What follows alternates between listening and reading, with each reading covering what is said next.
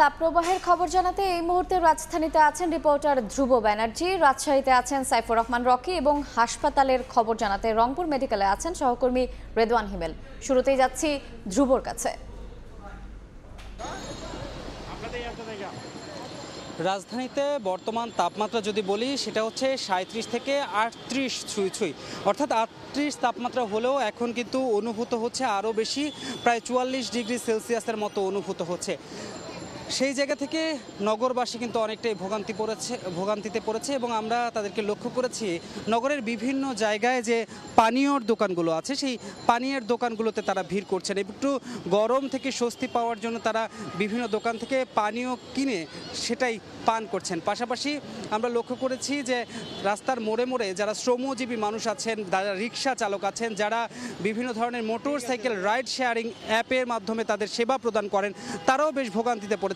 কারণ তীব্র তাপপ্রবাহের কারণে রিক্সাওয়ালারা আমাদেরকে বলছিলেন, যারা রিক্সা চালান তারা বলছিলেন যে দীর্ঘক্ষণ রিক্সা চালানো তাদের পক্ষে এখন কোনোভাবেই করা যাচ্ছে না, কারণ একটি যাত্রার শেষে তাদেরকে দীর্ঘক্ষণ বিরতি নিতে হচ্ছে। আমরা এখন দেখতে পাচ্ছি রাস্তার পাশে যে সারিবদ্ধ জায়গাগুলো, এই জায়গাটি মূলত এই একটু গাছের ছায়া রয়েছে। সুতরাং এই জায়গাটিতেই যারা তপ্ত রোদে যে নগরবাসী ক্লান্ত হচ্ছেন তারা এই ছায়াতে এসে তারা বিশ্রাম গ্রহণ করছেন। এবং ডাক্তারদের পরামর্শ, ডাক্তারদের সঙ্গে আজকে আমরা কথা বলেছিলাম, এই তীব্র গরমে তারা বলছেন শরীরকে শীতল রাখার যতটা সম্ভব চেষ্টা করতে, আর খুব দ্রুততম সময়ে খুব ঠান্ডা পানীয় পান করে যাতে তারা অসুস্থ না হয়ে পড়েন সে ব্যাপারেও কিন্তু সতর্ক থাকতে বলেছেন। পাশাপাশি আমরা রাস্তার মোড়ে মোড়ে আজকে লক্ষ্য করেছি যে বিভিন্ন ধরনের তেল মশলা জাতীয় খাবারও কিন্তু আজকে বিক্রি হতে আমরা লক্ষ্য করেছি এবং ডাক্তাররা কিন্তু সেই ব্যাপারে বারবারই সতর্ক করছেন যে এই গরমের মধ্যে কোনোভাবেই রোগবালাই এড়াতে, বিভিন্ন ধরনের অসুস্থতা এড়াতে এই ধরনের খাবার কোনোভাবেই গ্রহণ করা যাবে না। আমরা দেখতে পাচ্ছি যে এখন কিন্তু সবচেয়ে বেশি আজকে রাজধানীতে আমরা যাদের ভোগান্তি দেখতে পেয়েছি সেটা হচ্ছে যারা গণপরিবহনে ভ্রমণ করেন, কারণ প্রত্যেকটি গণপরিবহনের ভিতরে যাত্রীচাপ এত বেশি ছিল সেই কারণে কিন্তু প্রত্যেকটি গণপরিবহন এক একটি উনুনে পরিণত হয়েছিল। সুতরাং আজকে সকাল থেকে যারা গণপরিবহনে যাতায়াত করেছে, বিভিন্ন অফিসের উদ্দেশ্যে রওনা দিয়েছে, তারা অনেকটাই ভোগান্তিতে পড়েছে। এই ছিল আমার কাছে রাজধানীর খবর। রাজধানীর মতো সারা দেশে এই যে তাপপ্রবাহ, সেই তাপপ্রবাহ কিন্তু চলছে এবং সেই খবর জানতে আমরা একটু যাব রাজশাহীতে। সেখানে আছেন সহকর্মী সাইফুর রহমান রকি। রাজশাহীতে বরাবরই গরমের যে মাত্রা তা বেশি যেন থাকে প্রতি বছর, তবে এবছর গত 12 দিনেরও বেশি সময় ধরে কিন্তু রাজশাহীতে তীব্র তাপদাহ চলছে। এই তীব্র তাপদাহে কিন্তু অস্থির হয়ে পড়েছে সাধারণ মানুষের জনজীবন।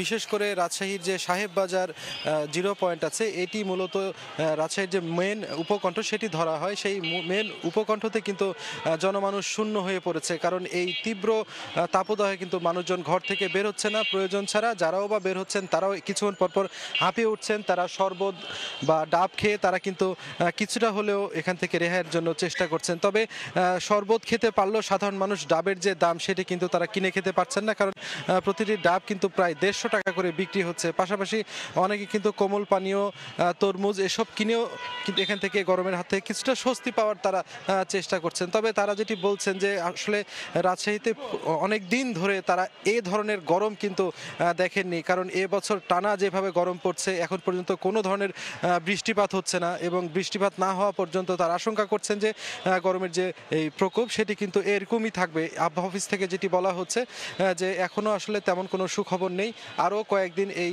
তীব্র তাপদাহ থাকতে পারে এবং এই তীব্র তাপদাহের মধ্যে সাধারণ মানুষের জীবন কিন্তু বিষিয়ে উঠেছে। তপ্ত কড়াইয়ের মতো রাস্তা পথঘাট কিন্তু তেতে উঠছে, সব মিলিয়ে ওষ্ঠাগত হয়ে পড়েছে মানুষের জনজীবন। বিশেষ করে সাধারণ যে কাজকর্ম সেটিও কিন্তু ব্যাঘাত ঘটছে।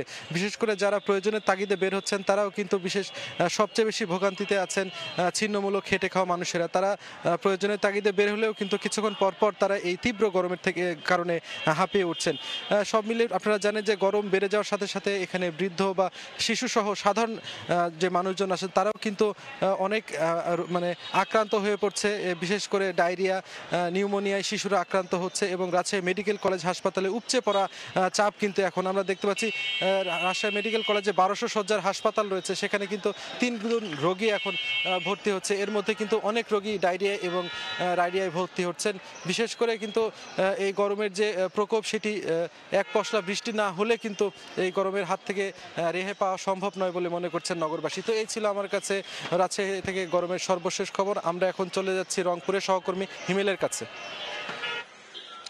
সারা দেশের মতো তীব্র গরমে পুড়ছে উত্তর অঞ্চল। আমি যদি একটু রংপুর অঞ্চলের কথা বলি, রংপুরে কিন্তু আজকে সর্বোচ্চ যে তাপমাত্রা ছিল সেটা কিন্তু রেকর্ড করা হয়েছে 35 থেকে 36 ডিগ্রির ঘরে। আবহাওয়া অফিসের ইনচার্জ মুস্তাফিজুর রহমান তিনি আমাদেরকে যেমনটি জানিয়েছেন, ঠিক এখন 2:10 এর পরবর্তীতে 3টার মধ্যে পরের আপডেট কিন্তু তাপমাত্রার খবর যিনি জানাবেন। এই তাপমাত্রার কারণে কিন্তু নগরী জুড়ে কিন্তু ইস্তেকারের নামাজ আয়োজন করা হয়েছে, মুসল্লিরা নামাজ পড়েছেন গরমের কারণে, বৃষ্টির কারণে। এরপরে আমি যদি একটু রংপুর মেডিকেল কলেজ হাসপাতালের কথা বলি, অতিরিক্ত গরমের কারণে কিন্তু রংপুর মেডিকেল কলেজ হাসপাতালে সকাল থেকেই বিভাগের বিভিন্ন জেলা উপজেলা থেকে কিন্তু রোগীরা আসছেন এবং হাসপাতালে চিকিৎসা নেওয়ার জন্য। সর্বোচ্চ বেশি রোগী আসছেন হিট স্ট্রোকে, যারা অতিরিক্ত গরমে হিট স্ট্রোকে আক্রান্ত হয়েছেন, এবং বেশি আক্রান্ত হচ্ছেন শিশুরা, যারা ডায়রিয়া, নিউমোনিয়া, বিভিন্ন শ্বাসকষ্টজনিত রোগে রংপুর মেডিকেল কলেজে হাসপাতালে এসে চিকিৎসা নিচ্ছেন। আমরা এখানে এসে যে মেডিসিন বিভাগের কথা যদি বলি, আমরা কিছুক্ষণ আগে রংপুর মেডিসিন বিভাগে গিয়েছিলাম।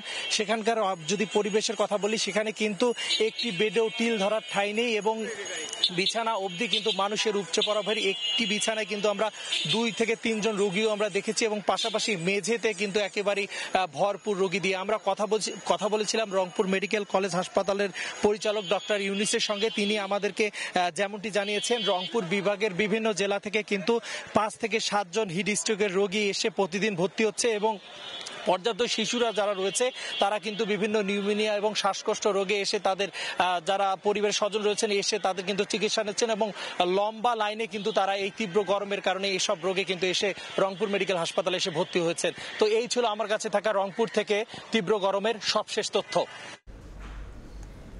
দেশের বিভিন্ন প্রান্ত থেকে তাপপ্রবাহ এবং এই গরমে হাসপাতালের খবর জানাচ্ছিলেন সহকর্মীবৃন্দ।